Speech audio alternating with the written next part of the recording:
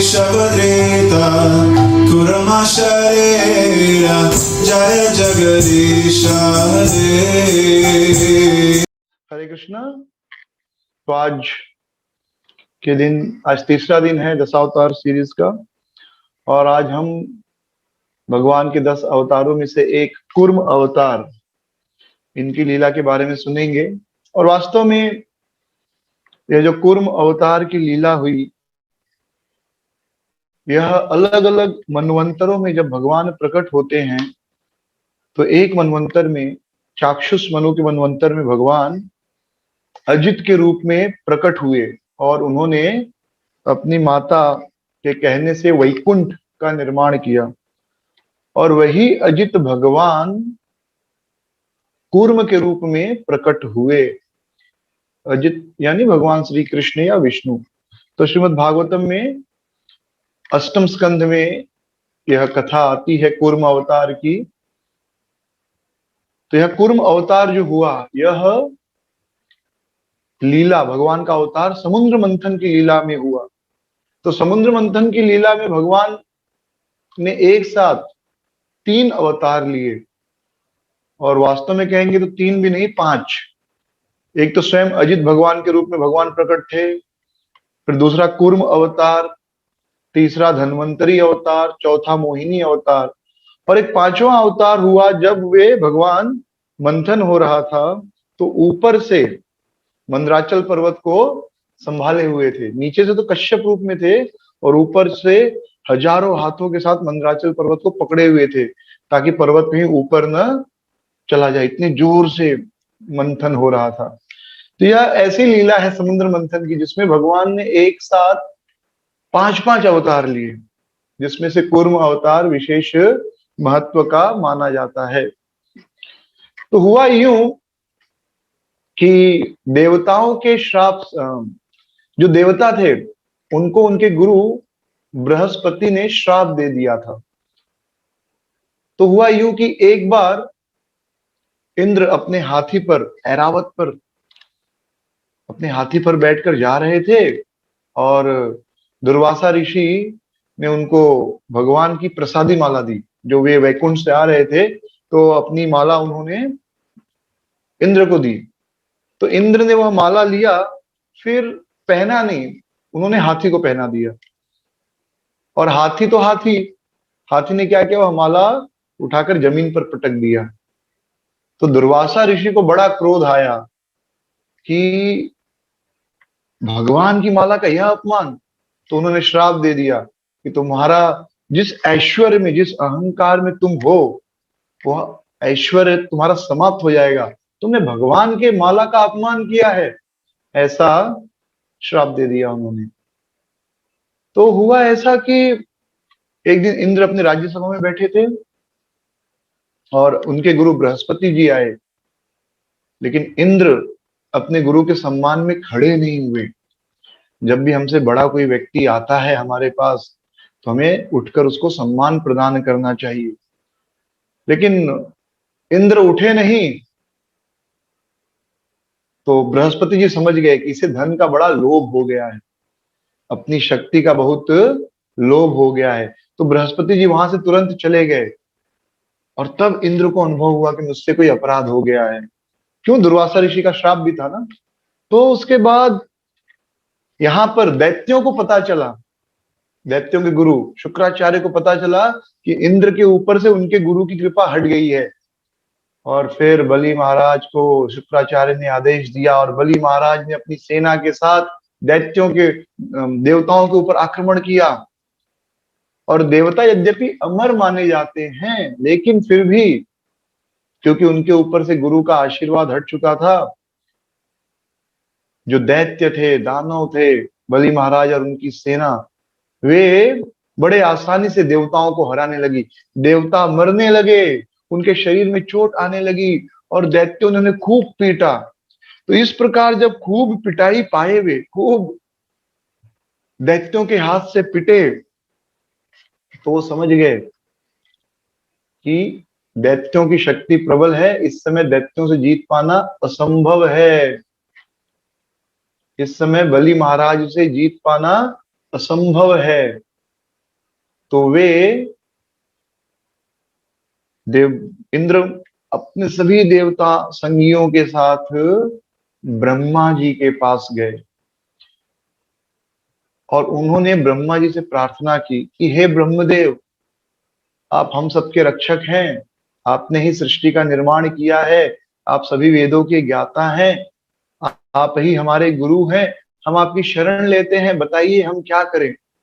दैत्यों ने हमारा जीना दुश्वार कर दिया है, हमें जीना मुश्किल कर दिया है, बहुत पीट रहे हैं हमें और हम उनसे लड़ नहीं पा रहे हैं। तो ब्रह्मा जी उस समय ध्यान में बैठ गए और ध्यान में बैठकर वो कुछ मनन चिंतन किए और फिर मुस्कुराए और फिर मुस्कुराकर उन्होंने इंद्र से कहा कि डरने की कोई बात नहीं, भगवान का ना कोई शत्रु है, ना कोई मित्र है, ना कोई अपना है, ना कोई पराया है। भगवान के लिए सब समान है, वे सृष्टि का पालन निर्माण और संहार करते हैं और अलग अलग समय में अलग अलग गुणों को धारण करते हैं, अलग अलग गुणों द्वारा संसार को चलाते हैं। तो अब जो है सत्वगुण का समय आया है, तो अब जो है सत्वगुण का प्रभाव बढ़ेगा और आप देवता शक्तिशाली हो जाओगे, तो आप चिंता मत करो। तो ब्रह्मा जी ने देखा था कि वास्तव में देवता जो है वे स्वर्ग में रहने चाहिए, दैत्य पाताल लोक में रहना चाहिए, लेकिन सब उल्टा हो रहा था। दैत्य शक्तिशाली थे, वे देवताओं के ऊपर शासन कर रहे थे, अच्छे लोग बुरे लोगों के अधीन हो गए थे। तो ब्रह्मा जी ने क्या किया, सभी देवताओं को लेकर, इंद्र सहित सभी देवताओं को लेकर ब्रह्मा जी कहां पहुंचे, क्षीर सागर। और ब्रह्मा जी और सभी देवता मिलकर भगवान विष्णु की स्तुति करने लगे, उनका गुणगान करने लगे। तो यद्यपि ब्रह्मा जी ने भगवान को कभी देखा नहीं था, लेकिन वेदों में पर्याप्त मात्रा में उनके बारे में सुना था, भरपूर सुना था वेदों में। किसके बारे में, परम भगवान श्री कृष्ण के बारे में, विष्णु के बारे में। तो ब्रह्मा जी विष्णु की स्तुति करने लगे कि हे परम भगवान, आप सर्वत्र व्याप्त हैं, सर्वत्र आपके सिर हैं, मुख हैं, भुजाएं हैं, आप इस सृष्टि का निर्माण पालन और संहार करते हैं, लेकिन आप इन सृष्टि के परे हैं, तीनों गुण आपके अधीन हैं और आप गुणातीत हैं। और इस प्रकार ब्रह्मा जी ने बड़ी सुंदर लंबी स्तुति की भगवान विष्णु की प्रसन्नता के लिए। और वह स्तुति सुनकर भगवान प्रकट हुए, कहां पर, क्षीर सागर में। भगवान विष्णु प्रकट हुए, सुंदर श्यामल शरीर था, डार्क ब्लू या ब्लैकिश कह सकते हैं, सावले रंग का शरीर था।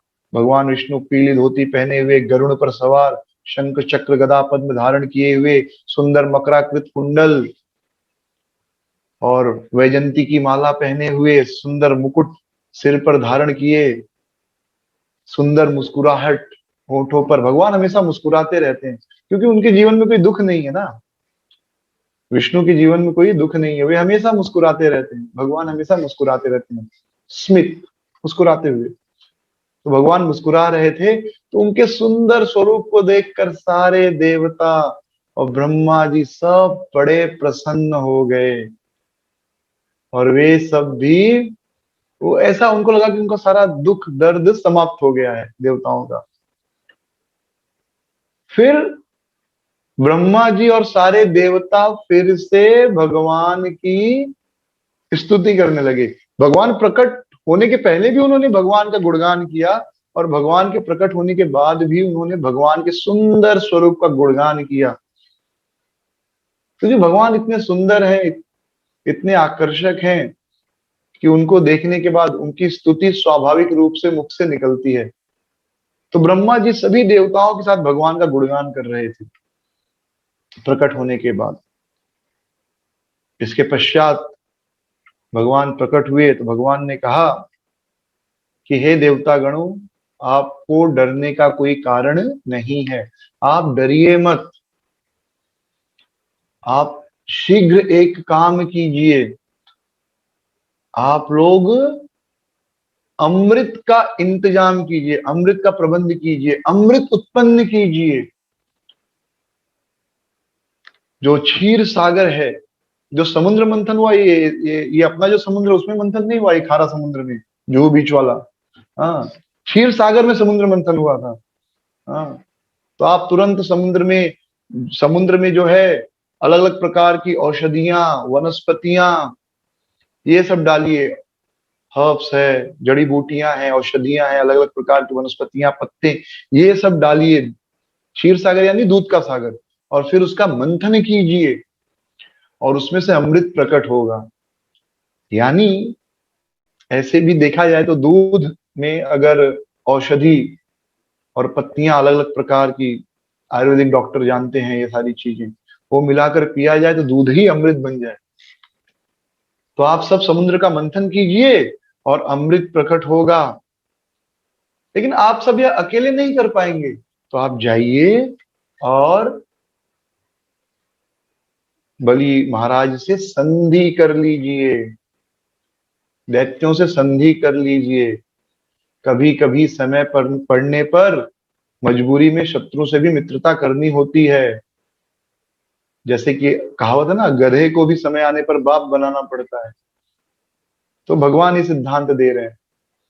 और आप चिंता मत कीजिए, समुद्र मंथन होगा, अमृत निकलेगा, दैत्यों के हाथ में केवल श्रम आएगा, वो केवल श्रम करेंगे, वो केवल मेहनत करेंगे, अमृत उनको नहीं मिलेगा। अमृत तो मैं आपको ही पिलवाऊंगा, अमृत दैत्य नहीं पाएंगे, वो केवल मेहनत करेंगे।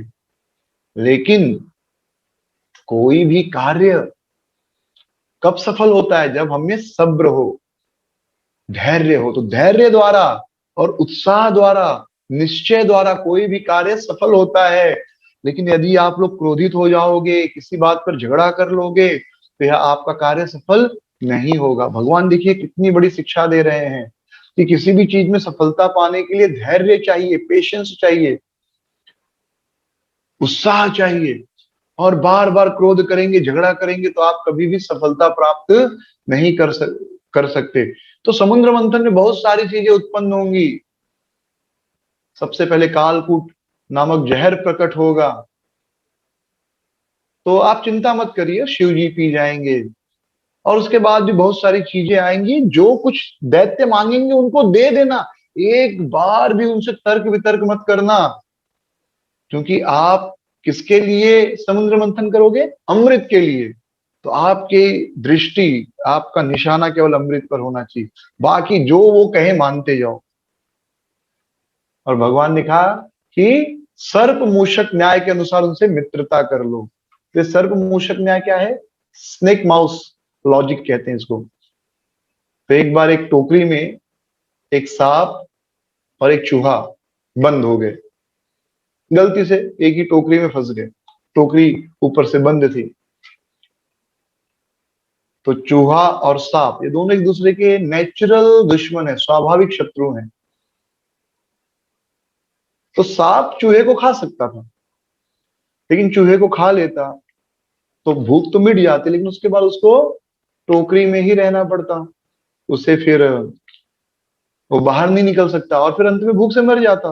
तो सांप ने क्या सोचा कि अभी चूहे से दोस्ती कर लेता हूं और चूहे से कहूंगा कि टोकरी का मुंह काट दे, क्योंकि चूहा टोकरी को काट सकता था। और फिर बाद में जब मैं टोकरी से निकल जाऊंगा तो इसे खा लूंगा। तो सांप ने चूहे से कहा कि मूसक भाई देखो, मैं भी बहुत अच्छा बन गया हूं, अब से मैंने चूहा खाना छोड़ दिया है, प्योर वेजिटेरियन हो गया हूं, नो मीट ईटिंग। ये नियम दीक्षा उक्षा ले लिया है मैंने, टेंशन मत लो आप। No meat eating. तो एक काम करो, टोकरी काट दो और फिर मैं टोकरी में जो छेद बनेगा मैं उससे बाहर निकल जाऊंगा और फिर तुमको भी निकाल लूंगा। तो चूहे ने कहा ठीक है, बड़ी अच्छी बात है। तो चूहे ने क्या किया, टोकरी में छेद बनाया, जो टोकरी के ऊपर ढक्कन था। फिर सांप ने कहा पहले मैं निकलता हूँ। सांप बाहर निकला और चूहे से कहा अब तुम भी आओ। और सांप बाहर मुंह खोल के खड़ा था, जैसे ही चूहा आया सांप ने चूहे को खा लिया। तो इस प्रकार सांप टोकरी से बाहर निकल गया और चूहे से भी बच गया। इस सिद्धांत को कहते हैं सर्प मूषक न्याय। तो भगवान ने यही कहा। देखिए भगवान, आपको भागवतम में सब कुछ मिल जाएगा, पॉलिटिक्स, रोमांस, ह्यूमर, सब कुछ। तो पॉलिटिक्स, भगवान पॉलिटिक्स खेल रहे हैं यहाँ पर, राजनीति, कि आप लोग इस न्याय से बलि महाराज से दोस्ती कर लो। तो इंद्र, और भगवान ने और भी सब चीज समझाया कि इतना बड़ा समुद्र मथने के लिए मंदराचल पर्वत को मथनी बनाएंगे, और रस्सी कौन होगा? तो वासुकी नाग के पास जाओ और उन्हें भी कुछ प्रॉमिस कर दो कि थोड़ा सा अमृत आपको भी दे देंगे। तो वासुकी नाग भी अमृत के लालच में मथनी बन जाएंगे। अब सोचिए, एक बहुत बड़ा पर्वत, 8 लाख योजन चौड़ा, लंबा चौड़ा पर्वत, उसमें वासुकी नाग को ऐसे गोल लपेट के आगे पीछे खींचा जाएगा, क्या हालत होगी। सांप में हड्डी नहीं होती ना, तो बहुत फ्लेक्सिबल होता है सांप, रस्सी जैसा है। लेकिन अमृत के लालच में वासुकी जी भी तैयार हो गए थे। हाँ, अमृत चीज ही ऐसी है। तो बलि महाराज से मिलने के लिए इंद्र अपने सभी सहयोगियों के साथ, इंद्र, वरुण, अन्य सारे देवता बलि महाराज से मिलने अलकापुरी गए, उनके राज्य जा गए। तो बलि महाराज भी धर्म को जानने वाले थे, प्रहलाद महाराज के पोते थे, कोई छोटे मोटे व्यक्ति तो थे नहीं। तो बलि महाराज ने देखा कि शत्रु घर पर आ रहा है और हाथ में कोई हथियार भी नहीं है, वह आक्रमण करने नहीं आ रहा है, तो उन्होंने भी इंद्र का स्वागत किया। जबकि बलि महाराज के जो मित्र लोग थे, बलि बलि महाराज के जो सहयोगी थे, उन्होंने कहा कि बड़ा अच्छा मौका है, देखो ये बिना हथियार के आया इंद्र, अब खेल खत्म कर दो, मार दो इन सबको, इससे अच्छा मौका क्या मिलेगा। लेकिन बलि महाराज ने कहा नहीं नहीं, देखिए शत्रु भी घर पे आए तो उसको इतना सम्मान देना चाहिए, इतना प्रेम से रखना चाहिए कि उसे भी डर ना लगे, उसे भी एहसास हो कि मैं मित्र के घर पर आया हूं, तो मैं मारूंगा नहीं। फिर इंद्र महाराज बलि महाराज के बगल में बैठे और इन देवराज इंद्र ने बलि महाराज से सारी बात बता दी, जो जो भगवान विष्णु ने उनको समझाया था, तो सारी बात उनको समझा दी कि कैसे आपको समुद्र मंथन करना है। बलि महाराज को भी यह प्रस्ताव अच्छा लगा। अब अमृत मिल रहा है तो कौन नहीं चाहेगा। बलि महाराज भी तैयार हो गए और जय जय, सब लोग देवराज इंद्र की जय, बलि महाराज की जय, दैत्यराज बलि की जय करके जय जयकारा, जय घोष लगने लगा।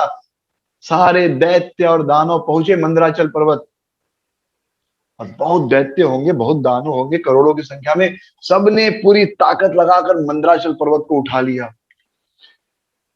और पूरी ताकत लगाकर सबने अपने अपने हाथ के ऊपर रख लिया। मंदराचल पर्वत बहुत भारी था, और जोर से जय जय करते हुए, जैसे वो कहते हैं दम लगा के हईशा, जोर लगा के हईशा, ताकत लगा के सब लेकर पर्वत को आ रहे थे। लेकिन पर्वत इतना भारी था, सबकी हालत खराब हो रही थी, सब एकदम थक रहे थे। लेकिन अब ईगो प्रॉब्लम, कौन पहले बोले कि मैं थक गया हूं, थोड़ा पर्वत रख के आराम कर ले। इंद्र सोचते कि बलि बोले कि भाई थक गया हूं, और बलि सोच रहे थे इंद्र बोले। और ऐसा करते करते ऐसा हुआ कि दोनों, पूरी दैत्य दानव और देवता थक गए, और पर्वत उनके ऊपर गिर गया। बहुत से देवता दैत्य मारे गए, हाहाकार मच गया। आप सब सोचने लगे अमृत तो छोड़ो, ये तो जो जान थोड़ी बहुत बची थी वो भी चली गई, हमारे लोग मारे गए। सब परेशान हो गए कि किया क्या जाए। अब जो है, अब मंथन कैसे होगा, पर्वत ही इतना भारी है, यही नहीं लेके जा पा रहे, क्योंकि जहां पर क्षीर सागर में जहां मंथन होना है वहां तक तो लेकर जाना होगा। तो उस समय भगवान विष्णु गरुड़ पर प्रकट हुए, एकदम सुंदर सुंदर मुस्कान लेते हुए, सुंदर श्यामल आंखों के साथ भगवान विष्णु अब गरुड़ पर प्रकट हुए, और गरुड़ पर बैठे ही बैठे एक हाथ से उन्होंने पर्वत को उठाया और गरुड़ जी के ऊपर रख दिया, खुद गरुड़ जी के ऊपर बैठ गए। और ऐसा कहते हैं कि उन्होंने सभी देवताओं और दैत्यों को भी गरुड़ पर बिठा दिया, आ जाओ तुम सब भी। और फिर गरुड़ जी तो एक बार ऐसे पंख मारे और तुरंत पहुंच गए क्षीर सागर। और फिर भगवान ने बड़े ही आसानी से उस पर्वत को समुद्र में बीचों बीच स्थापित कर दिया, जहां पर मंथन होना था उस पर्वत का, मंदराचल पर्वत का। तो मंदराचल पर्वत जो है बहुत भारी था, क्यों? क्योंकि वह सोने का पर्वत था, और सोना जो होता है वह पत्थर से ज्यादा भारी होता है। तो पत्थर का पर्वत ही भारी होगा, तो आप सोचिए सोने का पर्वत कितना भारी होगा। लेकिन भगवान ने बड़े आसानी से उसे समुद्र के बीचों बीच रख दिया, क्षीर सागर के। और फिर गरुड़ जी से सबने कहा कि अब आप चले जाइए। क्यों चले जाइए? क्योंकि वासुकी नाग को बुलाना था ना। वासुकी नाग तो रस्सी का काम करेंगे। अब उतना बड़ा मंथन दंड है, मंथन दंड यानी रॉड, जो चर्निंग रॉड बोलते हैं जिसे, जिससे चर्निंग करते हैं, तो वो तो हो गए मंदराचल पर्वत। लेकिन उतना बड़ा पर्वत को बांधने के लिए और फिर खींचने के लिए इतनी लंबी रस्सी कहाँ से लाए, और बड़ी मजबूत रस्सी चाहिए। तो वासुकी नाग तो बहुत बड़े हैं, तो उनको बुलाया गया। लेकिन वासुकी नाग अगर जब तक गरुड़ है तब तक नहीं आएंगे, क्योंकि गरुड़ जी क्या करेंगे, वासुकी नाग को खा जाएंगे। उनके डर से जो है, वासुकी नाग के डर से, वासुकी नाग जो है गरुड़ के डर से नहीं आने वाले थे, इसलिए गरुड़ जी को भेज दिया गया कि अब आप जाइए। और जब वो चले गए तो वासुकी नाग आए, और वासुकी नाग को लपेटा गया मंदराचल पर्वत के ऐसे एक तरफ, और दोनों तरफ, फिर एक तरफ पूंछ, एक तरफ उनका सर। अब भगवान विष्णु ने क्या चतुराई की, भगवान विष्णु अजित के रूप में गए, अजित के रूप में वहां उपस्थित थे, और गए और उन्होंने सर्प का मुख वाला हिस्सा पकड़ लिया। कौन सा हिस्सा? मुख का, नाक का जो माउथ वाला हिस्सा। तो सारे देवता भी उनके पीछे पीछे गए और सांप का जो मुख वाला हिस्सा पकड़ लिया। तो दैत्यों को बड़ा बुरा लगा। वो बोले कि नहीं, हम तो देवताओं से श्रेष्ठ हैं, हमारा ज्ञान देवताओं से अच्छा है, हम वेद इत्यादि देवताओं से अच्छा जानते हैं, तो हम क्यों इस सर्प का पिछला हिस्सा पकड़े जहां से वो मलमूत्र का त्याग करता है। हम श्रेष्ठ है, मुख वाला हिस्सा हम पकड़ेंगे। तो दैत्यों ने कुछ बोला नहीं, चुपचाप खड़े रहे वहां पर कि हम पकड़ेंगे नहीं। बोला नहीं कुछ कि हमें वो मुख वाला हिस्सा दो, पर चुपचाप खड़े थे, पकड़ने नहीं गए। तो इनडायरेक्टली कह रहे कि भाई ये हिस्सा हम नहीं पकड़ेंगे। तो विष्णु, भगवान अजित या विष्णु ने फिर मुख वाला हिस्सा छोड़ा और सब देवताओं को लेकर पूंछ वाले हिस्से को पकड़ लिया। क्योंकि पहले ही भगवान ने सब देवताओं से कहा था झगड़ा मत करना, नहीं तो मालूम पड़ता यहीं पर झगड़ा हो गया कि नहीं हम मुख पकड़ेंगे, हम मुख पकड़ेंगे, हो गया समुद्र मंथन खत्म। फिर वहीं लड़ाई शुरू हो जाती। लेकिन उद्देश्य क्या था समुद्र मंथन का?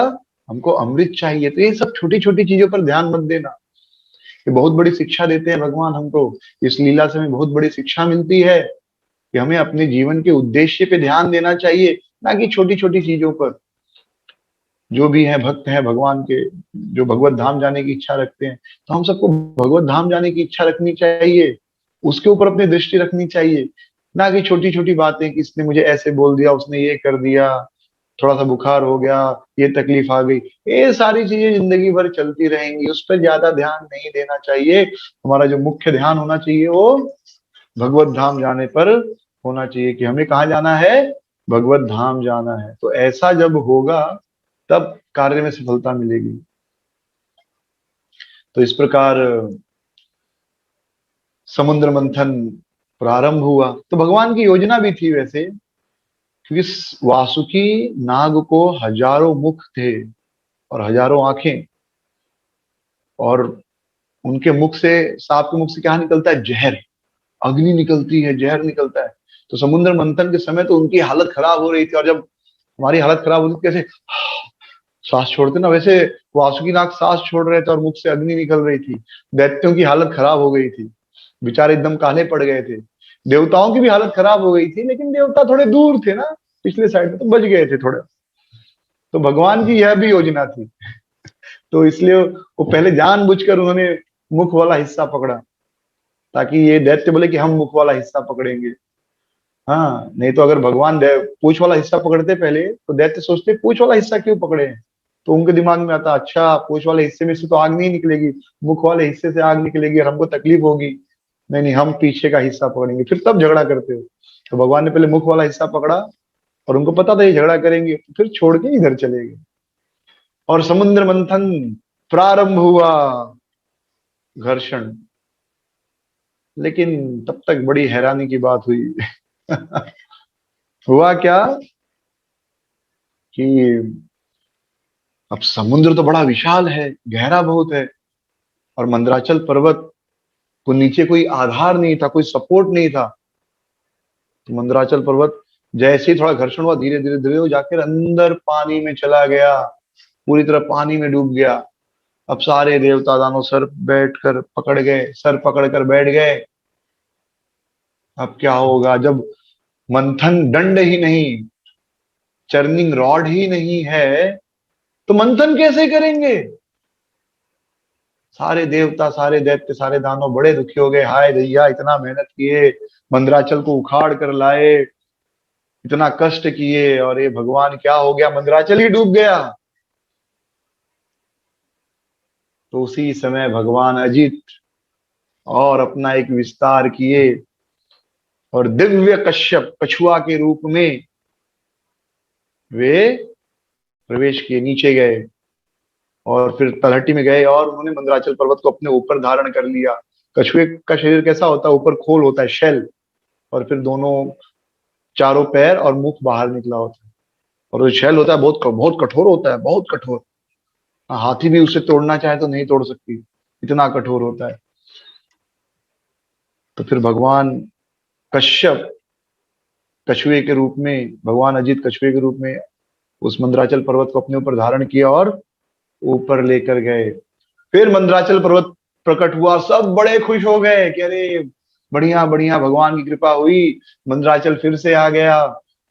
अब अमृत की लालसा थी तीव्र। अब तो कुछ भी रुकावट हो तो कितना दुख होगा, कितनी तकलीफ होगी। तो जब मंदराचल फिर से प्रकट हो गया तो सबको बड़ा अच्छा लगा कि चलो अब तो काम शुरू होगा। और उसी समय और एक अद्भुत लीला हुई। भगवान अजित 1000 भुजाएं धारण करके पर्वत के ऊपर वाले हिस्से में बैठकर वहां से भी पकड़ लिए पर्वत को। तो नीचे से भी पकड़ लिए, ऊपर से भी पकड़ लिए। नीचे से डूब जाता, इसलिए नीचे से कश्यप के रूप में सपोर्ट किया उन्होंने। अब जोर जोर से जब पर्वत हिलेगा तो हो सकता है नीचे नहीं डूबे क्योंकि कश्यप है, लेकिन ऊपर उछल जाए। हाँ, कोई चीज नीचे और ऊपर दोनों हो सकती है ना।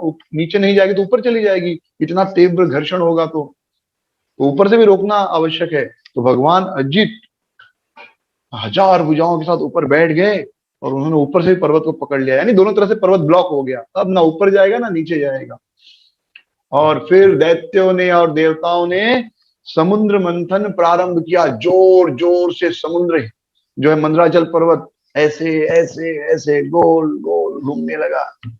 हाँ, क्योंकि देवता अपनी ओर खींचते, फिर दैत्य अपनी ओर खींचते, तो ऐसे ऐसे ऐसे हो रहा ना, ऐसे ऐसे पर्वत ऐसे घूम रहा है, ऐसे घूम रहा है। तो कश्यप भगवान कछुए के रूप में थे, उनके ऊपर मंदराचल पर्वत, और पर्वत में तो बड़ी बड़े नीचे नुकीले पत्थर होंगे ना, और इस सोने का पर्वत, यानी कितना कठोर और कितना नुकीला।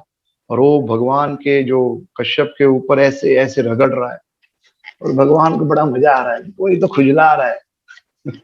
पीठ पे कोई ऐसे हल्का हल्का खुजलाता है तो कैसे कितना आनंद आता है। अब सोचिए, जोर जोर से घर्षण हो रहा था, और श्रीमद् भागवतम में वर्णन है कि इतने जोर जोर से पर्वत घूम रहा था तो समुद्र व्यथित हो रहा था। समुद्र में इतनी जोर जोर से लहरें आ रही थी। जैसे आप लोग ने कभी अगर दही को मथा होगा तो देखिए कैसे तो उसमें से छटकता है, ऊपर बाहर निकलता है। हाँ, बूंद बूंद बाहर निकलती है, इतना जोर जोर से घूमता है। तो सोचिए, इतना बड़ा पर्वत, 8 लाख योजन, 12 लाख किलोमीटर का पर्वत गोल गोल घूम रहा है, तो समुन्द्र का पानी कैसे ऊपर उड़ता होगा। तो उसके अंदर जो एलिगेटर, मगरमच्छ थे, तिमिंगला मछलियां और बाकी पशु सब परेशान हो गए थे, ये हो क्या रहा है? समुन्द्र इतना जोर जोर से क्यों व्यथित हो रहा है, विचलित हो रहा है? इतने जोर जोर से घर्षण हो रहा था। लेकिन भगवान कश्यप को क्या लगा, कोई तो मेरे पीठ को बहुत अच्छे से खुजला रहा है, खुजली कर रहा है, धीरे धीरे सहला रहा है। उनको इतना आनंद आ रहा था तो सो गए। होता ना, कोई प्यार से बच्चों को कैसे सुलाते, सो जा, ऐसे ऐसे करके बच्चे को सुलाते हैं। क्यों ऐसे ऐसे करते हैं? तो बच्चे को अच्छा लगता है, अच्छा फील होता है, तो सो जाता है। तो ऐसे ही भगवान सो गए। ये भगवान की भगवत्ता है। हमारे ऊपर कोई इतना बड़ा पत्थर लेके ऐसे ऐसे रगड़े, क्या हालत होगी, पूरे पीठ से खून आने लगेगा, बराबर। तो भगवान को क्या लग रहा है, कोई सहला रहा है। तो कश्यप अवतार में भगवान सो गए, और फिर उन्होंने एक बार से श्वास ली, श्वास छोड़ी। एक बार जो श्वास छोड़ी तो उस श्वास का प्रभाव है कि उस हवा के प्रभाव से आज भी समुद्र में लहरें आ रही हैं लगातार। सोचिए कब की लीला है ये, लेकिन आज तक समुद्र में लहरें आ रही हैं। ये भगवान का श्वास है, अब तक समुद्र हिल रहा है।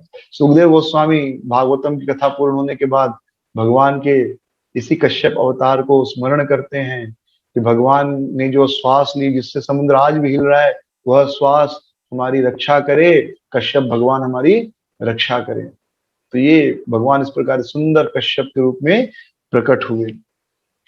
अब मंथन चल रहा है, मंथन चल रहा है और सारे देवता परेशान हो गए, सारे दानव परेशान हो गए। क्यों? क्योंकि वासुकी नाग के मुख से इतने जोर जोर से ज्वालाएं निकल रही हैं, इतने जोर जोर से जहर निकल रहा है, हाँ अग्नि जैसी लपटें निकल रही हैं। तो सारे दैत्य काले पड़ गए थे उसके प्रभाव से, जहर के प्रभाव से। हाँ उनका शरीर एकदम सूख गया, मालाएं सूख गई, कपड़े काले हो गए, ऐसा लगा जैसे बहुत दिन से स्नान नहीं किए हैं। और उसका असर देवताओं पर भी हुआ, जबकि देवता दूर थे, दूसरी तरफ थे। अब मुख तो बहुत दूर होगा, राइट, एकदम वो दूसरे एंड में, और देवता इस एंड में थे, दूसरे एंड में। लेकिन फिर भी उस जहर का प्रभाव इतना था कि देवताओं का भी चेहरा उतर गया, बेचारे सूख गए। जैसे गर्मी के दिनों में काम करके आदमी कैसे थक जाता है, वैसे देवता भी एकदम थक गए, सूख गए। उनको लगा है कि हाय दैया अब क्या होगा। और उसी समय भगवान ने उन सब के ऊपर दृष्टिपात किया, अपनी नजरों से उनको देखा। तुरंत आकाश में बादल प्रकट हुए, सुंदर हल्की हल्की वर्षा की बूंदे और सुंदर मंद मंद हवा बहने लगी, और उनकी सारी गर्मी शांत हो गई। जैसे कोई हाथी जंगल में लगी आग में, जंगल में आग लग गई हो तो हाथी कैसे परेशान होता है और जंगल की आग में यहाँ वहां भागते रहता है। और फिर उसे एकाएक सुंदर शीतल जल का जलाशय मिल जाए, तालाब मिल जाए, तो कितने आराम से उसमें प्रवेश करेगा, उसको कितना आनंद आएगा। कहाँ आग की लपट और कहाँ सुंदर ठंडा जलाशय। वैसे सारे देवता स्वस्थ हो गए, सारे दानव स्वस्थ हो गए, और फिर पूरे उत्साह के साथ समुद्र मंथन करने लगे। लेकिन इतना मंथन करने के बाद भी कुछ हो नहीं रहा था, समुद्र से कुछ निकला नहीं। तो भगवान फिर से प्रवेश किए, सभी देवताओं में सतोगुण के रूप में प्रवेश किए, सभी दैत्यों में रजोगुण, और वासुकी के शरीर में तमोगुण के रूप में प्रवेश किए। फिर से सभी देवताओं में प्रवेश किए, देवताओं में, दानवों में, दैत्यों में और वासुकी में, और फिर से उनके उत्साह को बढ़ाया। लेकिन फिर भी कुछ हुआ नहीं। तो भगवान ने देखा कि इनके बस का नहीं है, तो भगवान अपने दोनों हाथों से मंथन करने लगे। देवता दैत्य को लग रहा था हम चला रहे हैं, लेकिन वास्तव में भगवान मंथन करने लगे। और इस प्रकार भगवान मंथन करने लगे, तब जाकर समुद्र से कुछ प्रकट होना शुरू हुआ। लेकिन सबसे पहले मंथन होता है तो क्या प्रकट होता है? विष प्रकट होता है, जहर प्रकट होता है। तो हलाहल नामक जहर प्रकट हुआ, और यहां वहां चारों दिशाओं में बड़े तेजी से फैलने लगा, और सारे देवता, सारे दैत्य सब बेचारे परेशान हो गए, भागने लगे, क्योंकि उस जहर का प्रभाव इतना था। कहते हैं कि हलाहल जहर सबसे खतरनाक है, उसके बाद है कालकूट, जो कि पूतना ने लगाया था अपने स्तनों पर भगवान कृष्ण को मारने के लिए। तो उससे भी खतरनाक है हलाहल जहर, लेकिन तो भगवान शंकर जी पी गए, तो वो जहर है नहीं अब। तो इसलिए पूतना ने कालकूट नामक जहर का प्रयोग किया। तो वह जहर चारों ओर फैलने लगा। सारे देवता विचार करने लगे, अब किसकी शरण ले, किसके पास जाएं, जबकि भगवान विष्णु वहां पर हैं। लेकिन भगवान को जहर वहर पीने में मजा नहीं आता, उनको माखन चाहिए, छाछ चाहिए, दूध चाहिए। उन सबने कहा जाओ, मेरा विस्तार कौन है? शिव जी है, शिव जी के पास जाओ, वो जहर पी लेंगे। तो सारे देवता शिव जी के पास गए, और सबने बड़ी सुंदर शिव जी की स्तुति की। वास्तव में शिव जी कौन है? भगवान विष्णु जब भौतिक प्रकृति के संपर्क में नहीं रहते हैं तो विष्णु, और वही विष्णु जब भौतिक प्रकृति माया के संपर्क में रहते हैं, यानी उनके साथ, तो वही स्वरूप शिव स्वरूप कहलाता है। इसलिए कहते हैं ना शिव और विष्णु में कोई अंतर नहीं है, तो ये सत्य है।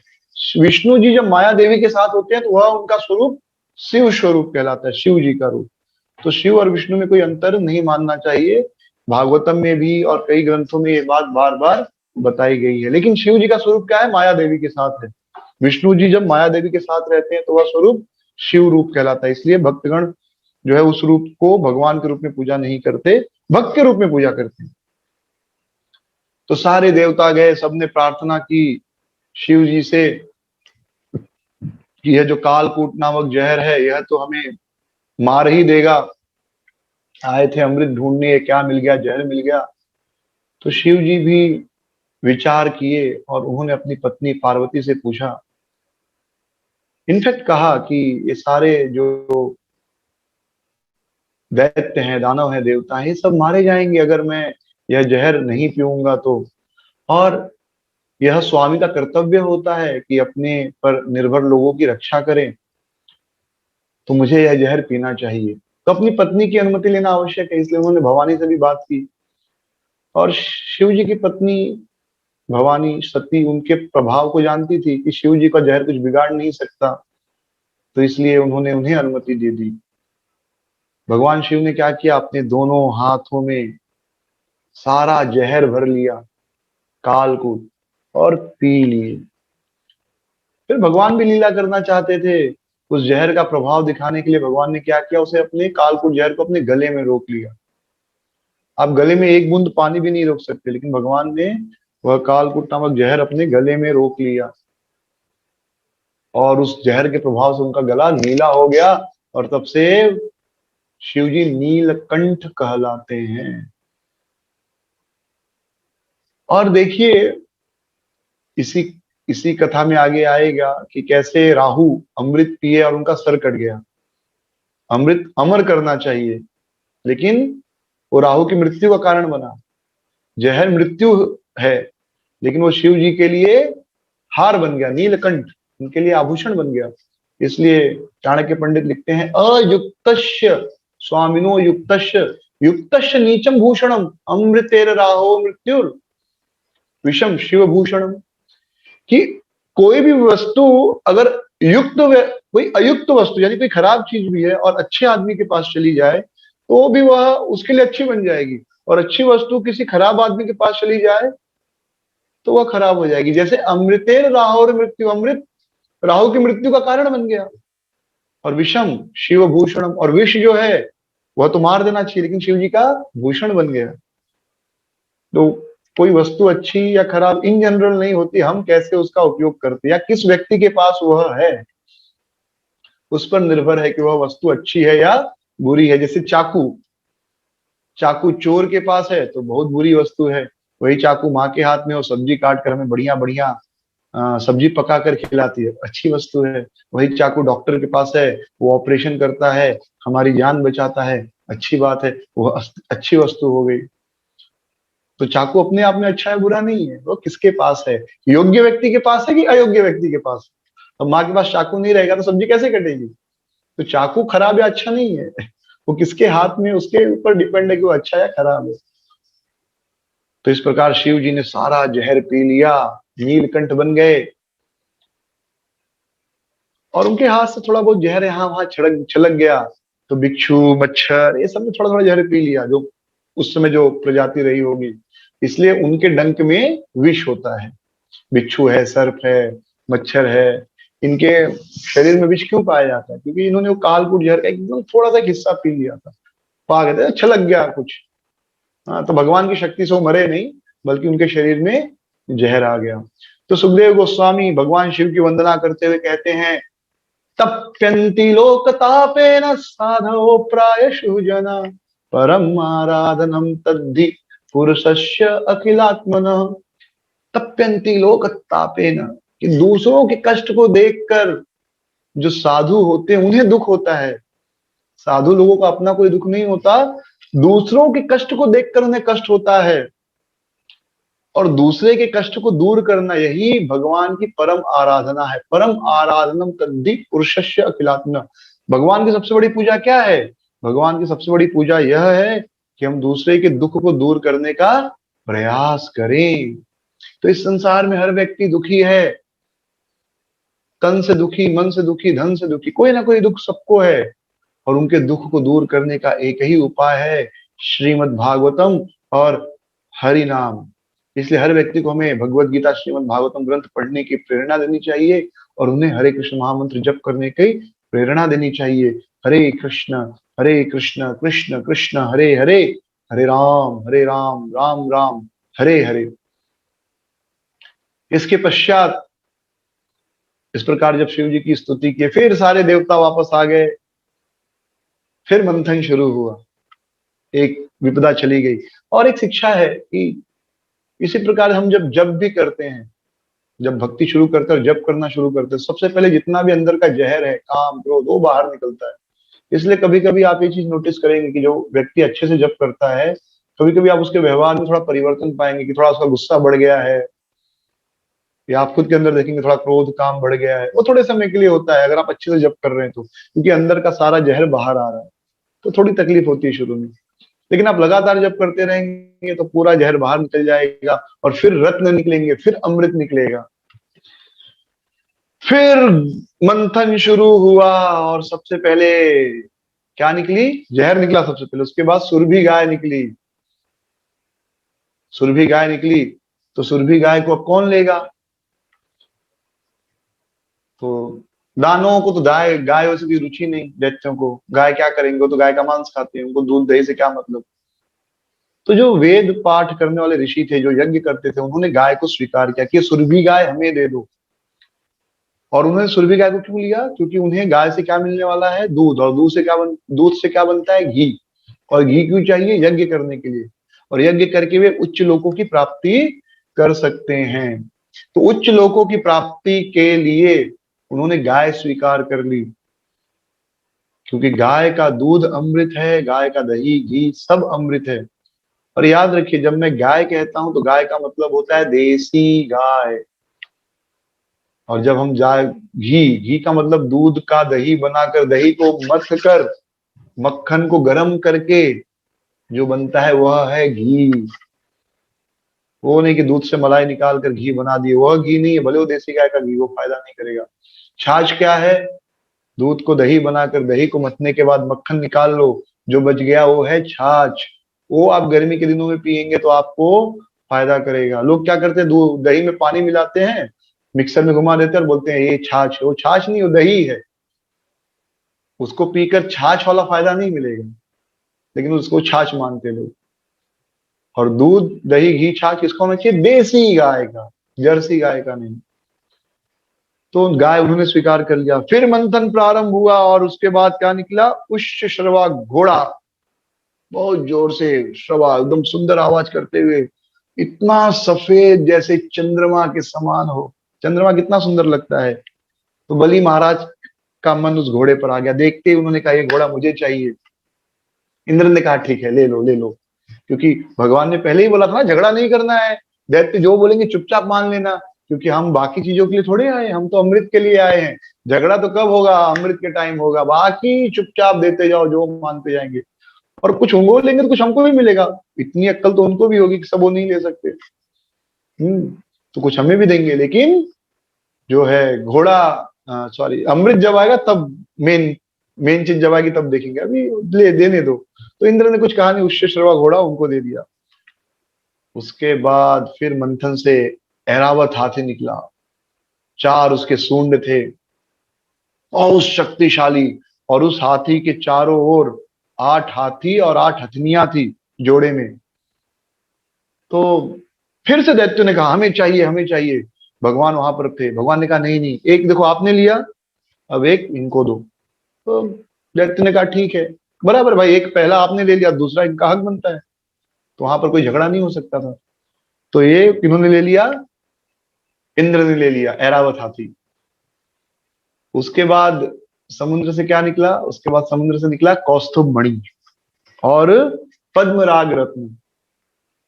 तो भगवान अजित ने कहा कि देखो मैं भी इतनी मेहनत किया हूं, आप लोग को सारा योजना बताया, प्लान मेकर हूं, मैं मंदराचल लेकर आया, नहीं तो आप लोग तो दब के मर गए थे। कश्यप अवतार में वही नीचे संभाल रहा हूँ, ऊपर से अजित के रूप में पकड़ा हूँ। ऐसे भगवान बोले नहीं, लेकिन भगवान इनडायरेक्टली बोल रहे भाई मेरा भी हक है कि नहीं कुछ। तो कौस्तुभ मणि उन्होंने अपने पास ले लिया भगवान विष्णु ने। उसके बाद पारिजात वृक्ष निकला, जो तुरंत निकला और स्वर्ग चला गया, क्योंकि पारिजात कहाँ का है, स्वर्ग का है। तो तुरंत समुद्र निकला और स्वर्ग चला गया। पारिजात वृक्ष की विशेषता क्या है कि पारिजात वृक्ष जो है वह कल्प वृक्ष है, सभी इच्छाओं को पूर्ण करता है। आप जो भी इच्छा करेंगे वह इच्छाओं पूर्ण कर देगा। उसके बाद मंथन से अप्सराएं निकली, और वो भी स्वर्ग की अप्सराएं हैं, बहुत सुंदर वस्त्र पहने हुए, बहुत सुंदर दिख रही थी। तो वे अप्सराएं भी कहाँ चली गई, स्वर्ग चली गई। उसके बाद स्वर्ग समुद्र से लक्ष्मी देवी प्रकट हुई, बहुत सुंदर, हाथ में कमल का फूल लिए। तो उनको देखते ही दैत्य, दानव, देवता सब आकर्षित हो गए। इतनी सुंदर माता लक्ष्मी, कितनी सुंदर होंगी। तो माता लक्ष्मी को देखते ही सब सेवा में जुट गए। इंद्र ने उनके लिए एक सुंदर आसन लाकर रख दिया। गंगा यमुना जैसे पवित्र नदियां स्वर्ण के कलश में आकर उनको जल दिए। पृथ्वी देवी एक स्त्री बनकर जड़ी बूटियां, हर्ब्स, जो कुछ अच्छी अच्छी सामग्री थी उनको दिए। इस प्रकार सबने माता लक्ष्मी को कुछ ना कुछ उपहार दिया। और जो ऋषिगण हैं, उन ऋषियों ने माता लक्ष्मी का अभिषेक किया। प्रकट होने के बाद जब भगवान प्रकट होते हैं या देवी प्रकट होती है, राधा रानी लक्ष्मी देवी, तो उनका अभिषेक किया जाता है। तो उन्होंने उनका अभिषेक किया। इसके पश्चात माता लक्ष्मी अपना पति ढूंढने लगी। तो सोचने लगी कि कोई कोई व्यक्ति तो बहुत तपस्या करते हैं, बहुत तपस्वी लोग हैं, लेकिन वे अपने क्रोध को नियंत्रित नहीं कर पाते। जैसे दुर्वासा ऋषि बहुत तपस्वी हैं, बहुत तपस्या करते हैं, लेकिन कोई थोड़ा सा कुछ बोल दे तो एकदम आग बबूला हो जाते हैं। तो ये तो अपने क्रोध के अधीन है, ये भगवान नहीं हो सकते, ये पूर्ण स्वतंत्र नहीं है, इनसे क्या शादी करना। या जैसे कोई नॉलेज, बहुत ज्ञान है, लेकिन ज्ञान का फायदा क्या है अगर उनकी इंद्रियां ही नियंत्रण में नहीं हो। जैसे बृहस्पति जी बहुत ज्ञानी है, लेकिन एक बार ऐसा हुआ कि अपनी भाई की पत्नी से ही आकर्षित हो गए, तो ज्ञान का क्या फायदा होगा। तो ऐसे उन्होंने हर व्यक्ति को देखा, देवताओं को देखा, दानवों को देखा, राक्षसों को देखा। जैसे कुछ लोग बहुत महान है, जैसे रावण बहुत महान था, वेदों का ज्ञाता था, लेकिन अपनी काम वासना को कंट्रोल नहीं कर पाया। सीता माता का अपहरण कर लिया और पूरे परिवार सहित मारा गया। तो बड़े बड़े जो लोग हैं वे भी किसी चीज पर आधारित है। तो ऐसे लोगों से क्या विवाह करना। अंत में वे उन्होंने विष्णु को देखा, भगवान कृष्ण को, विष्णु को।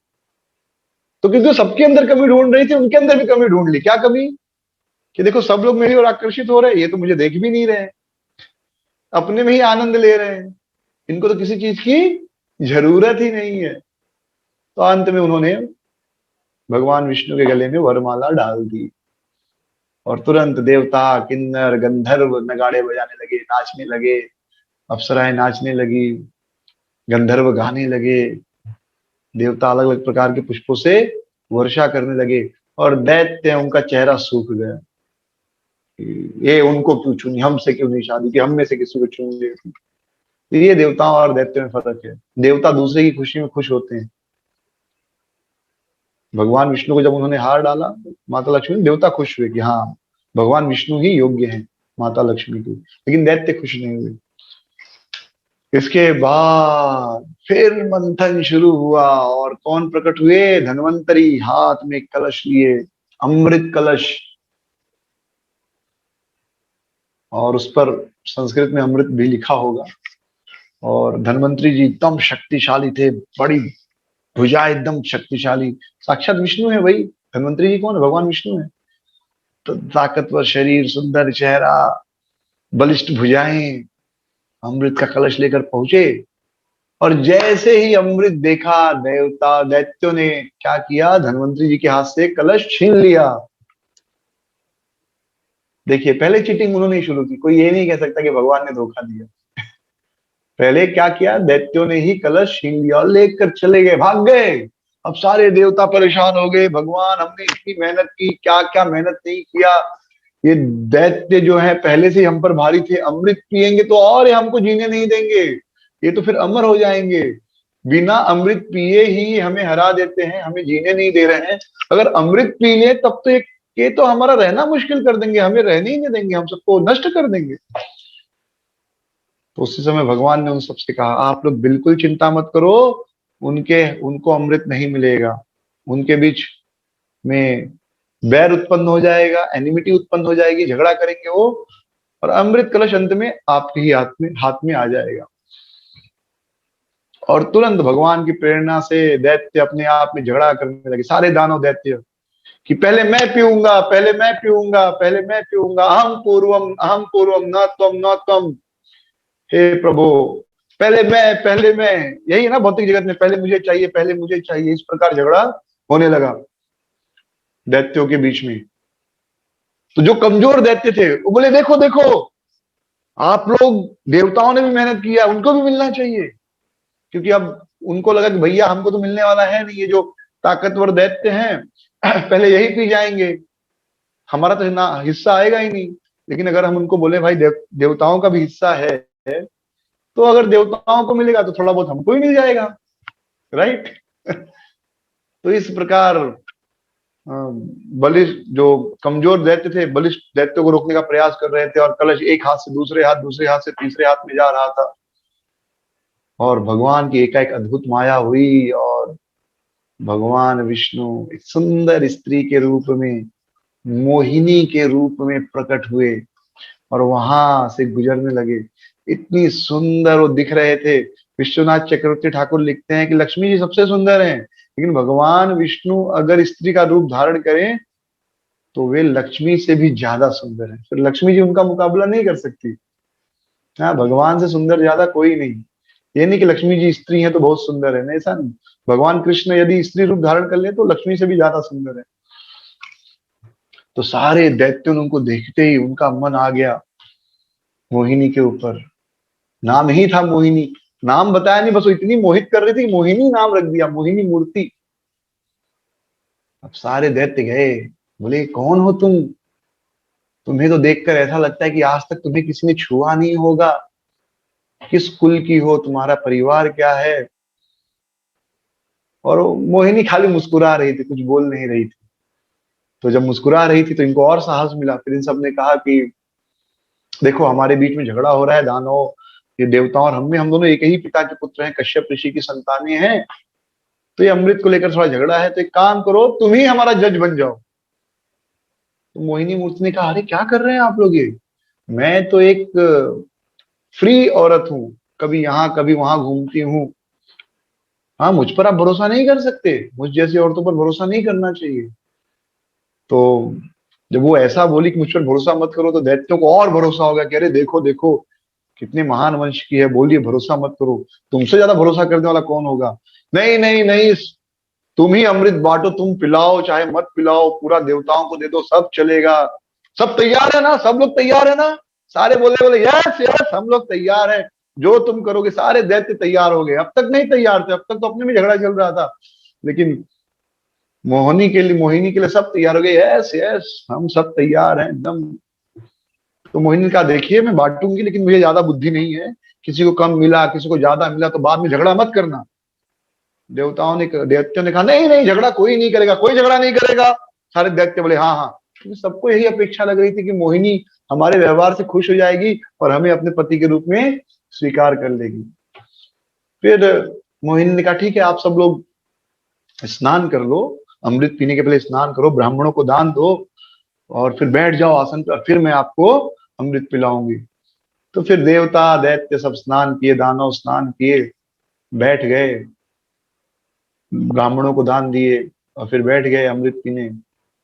और भगवान जाते और सारा अमृत धीरे धीरे देवताओं को पिलाने लगे। दैत्यों की तरफ आते और उनको कहते, थोड़ा पहले उनको ऊपर ऊपर का पिला देती हूँ, हल्का फुल्का, मेन माल नीचे है, वो आप लोग को बाद में पिलाऊंगी। लेकिन धीरे धीरे दैत्यों को भी लगने लगा कि कुछ तो गड़बड़ हो गया है, लेकिन किसी की हिम्मत नहीं हो रही थी बोलने की, क्योंकि पहले ही प्रॉमिस कर चुके थे, राइट। और प्रॉमिस कैसे तोड़े। और सबको डर लगता था कि अगर मैं पहले बोलूंगा तो मुझसे नाराज हो जाएगी, तो मुझसे तो पक्का विवाह नहीं करेगी। तो ऐसा सबको डर था। लेकिन उनमें राहु जो था वह समझ गया कि भैया कुछ मिलने उलने वाला है नहीं, तो अब ये शादी उदी भी करने वाली नहीं है, लेकिन अब मैं कुछ बोलूंगा तो समस्या होगी। तो वह क्या किया, वह देवताओं का वेश धारण करके बैठ गया सूर्य चंद्रमा के बीच में। और भगवान ने, और किसी को पता नहीं चला, भगवान को भी नहीं पता चला। भगवान को पता था, लेकिन भगवान अमृत का प्रभाव दिखाना चाहते थे, तो इसलिए उन्होंने राहु को अमृत पिलाया। राहु ने अमृत पिया। अमृत जैसे ही यहां तक गया था, वैसे ही तुरंत सूर्य और चंद्र ने कहा, अरे अरे ये राक्षस है, राक्षस है, राक्षस है। और भगवान मोहिनी के रूप में थे, तुरंत अपना चक्र प्रकट किया और उसका राक्षस का सर काट दिए।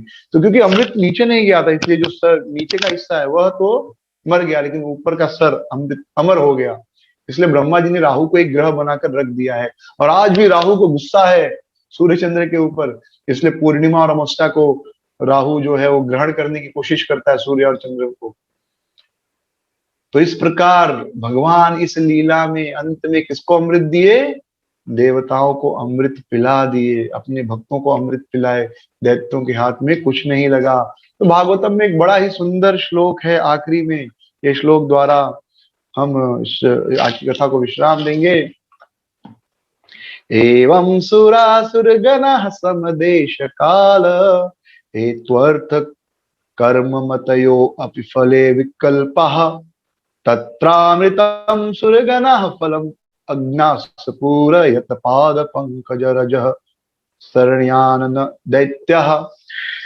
कि जो सुर और असुर थे, देवता और दैत्य, इन्होंने एक काम किया। क्या काम किया, अमृत, समुद्र मंथन का, अमृत पैदा करने का।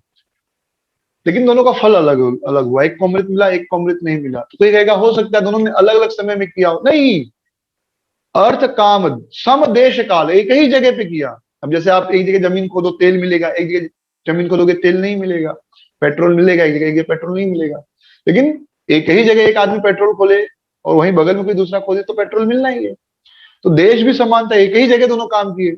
तो कोई कहेगा ठीक है देश समान था जगह, लेकिन समय अलग अलग रहा होगा। नहीं, समय भी एक ही समय में किया। जैसे कोई गर्मी में, ठंडी में गाजर न बो के गर्मी में बोए तो नहीं उगेगा, लेकिन एक ही जमीन पर एक ही समय में किया।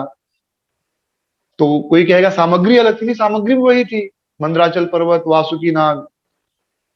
तो कोई कहेगा ठीक है दैत्यों ने कम काम किया होगा, नहीं, दैत्यों ने भी उतना ही काम किया जितना देवताओं ने किया। सब कुछ काम किया, लेकिन फिर भी दैत्यों को नहीं मिला अमृत, देवताओं को मिला। क्यों? क्योंकि तत्तामृतम सुरगणा फलम अंजनास्कुर, उन्हें अमृत मिला यत पाद पंकज रजः श्रयनान दैत्य, क्योंकि उन्होंने परम भगवान की शरण ली थी। तो जीवन में सफलता मेहनत से ही नहीं मिलती, मेहनत आवश्यक है, लेकिन मेहनत तो दानवों ने भी की। देवताओं को भी मेहनत करनी पड़ी, फ्री में भगवान ने उनको भी नहीं दिया, लेकिन मेहनत के साथ देवताओं ने क्या किया, भगवान की शरण ली। तो मेहनत तो दोनों को करना है, देवताओं को भी और दानवों को भी। लेकिन मेहनत के बाद हमें भगवान की शरण लेनी है, भगवान की भक्ति करनी है, भगवान का नाम जप करना है। हरे कृष्ण कृष्ण कृष्ण हरे हरे, हरे राम राम राम हरे हरे। तो इस प्रकार जब हम भगवान की शरण लेते हैं तो हमारे कार्य अवश्य पूरे होते हैं। तो ये इस प्रकार भगवान कश्यप अवतार लिए, भगवान मोहिनी अवतार लिए, और भगवान जो है अजित के रूप में प्रकट हुए, भगवान धन्वंतरी के रूप में प्रकट हुए। ऐसे परम भगवान को हम प्रणाम करते हैं और आज की कथा को विश्राम देंगे। हरे कृष्णा। रवि प्रभु, 8:30 ठीक है। So will stop here. किसी का कोई प्रश्न है?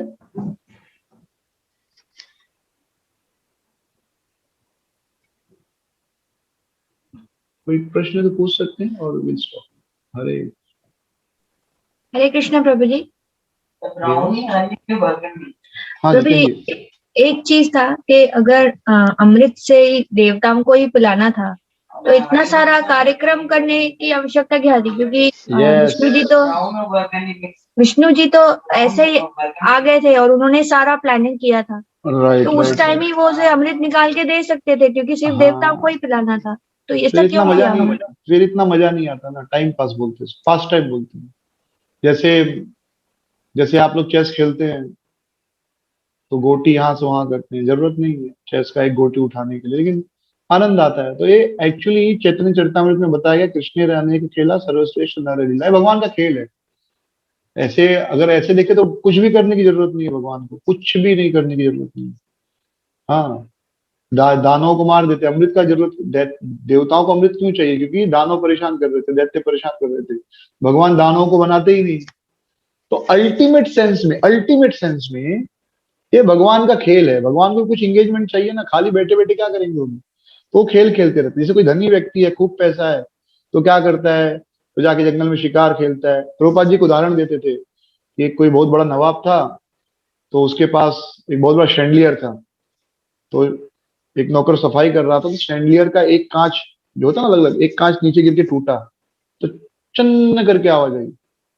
तो नवाब ने नौकर से कहा, ये क्या था ये? तो नवाब ने कहा, ऊपर से कांच टूट गया, मेरे से गलती हो गई। तो नवाब ने कहा, ठीक है, एक और कांच तोड़ो। तो नौकर ने डरते डरते दूसरा कांच तोड़ा, फिर तीसरा कांच तोड़ा। तो बहुत महंगा शैंडलियर था वो, लेकिन उस नवाब को कान वो बहुत अच्छा लग रहा था, वो आवाज। तो जो बहुत धनी व्यक्ति होता है, वो क्या उनके कार्यों के पीछे कोई रीजन नहीं होता इन अल्टीमेट सेंस अगर देखे तो। जैसे आप वो क्यूब का गेम खेलते हैं, व्हाइट ब्लू सबको, येलो को सब एक जगह लाना होता है, सब लाने के बाद हो जाता है, तो फिर हम क्या करते हैं? फिर से बिगाड़ते हैं, फिर से खेलते हैं। तो बस समझ लो भगवान भी यही करते हैं, अल्टीमेट सेंस में भगवान को कुछ काम नहीं करना है, तो ऐसे ही वो टाइम पास करते हैं। लेकिन उनका टाइम पास पास टाइम कहलाता है, हमारा टाइम पास है। उनका पास टाइम सभी जीवों को आनंद देता है, सभी जीवों के उद्धार के लिए है, हाँ, कहने सुनने वालों को आनंद देता है। तो देखा जाए तो भगवान को कुछ करने की जरूरत नहीं है, लेकिन भगवान को टाइम पास करना ना, खाली थोड़े बैठे हैं भगवान, तो कुछ ना कुछ करते रहते हैं। तो बस उसी सेंस में पकड़ी, ठीक है? तो ये उनका आनंद है, उनका टाइम पास है, सिंपल फाइनल है, उनका टाइम पास है। और किसी कुछ प्रश्न है? और एक प्रश्न है, या हरे कृष्णा। ओके, हरे कृष्ण प्रभु जी, दंडवत हाँ प्रणाम। माँ, दंडवत। यस माता जी, कहिए। जैसे आपने बताया कि शिव जी और विष्णु ही शिव जी हैं, और जब हम भागवतम में देखते हैं कि ब्रह्मा जी से रुद्र उत्पन्न हुए हैं, तो ये दोनों हम कैसे समझे? एक समझ ये है कि ब्रह्मा जी से शिव जी उत्पन्न हुए, तो उसका अर्थ है कि रुद्र। शिव जी नहीं है, सदाशिव हमेशा प्रकट रहते हैं।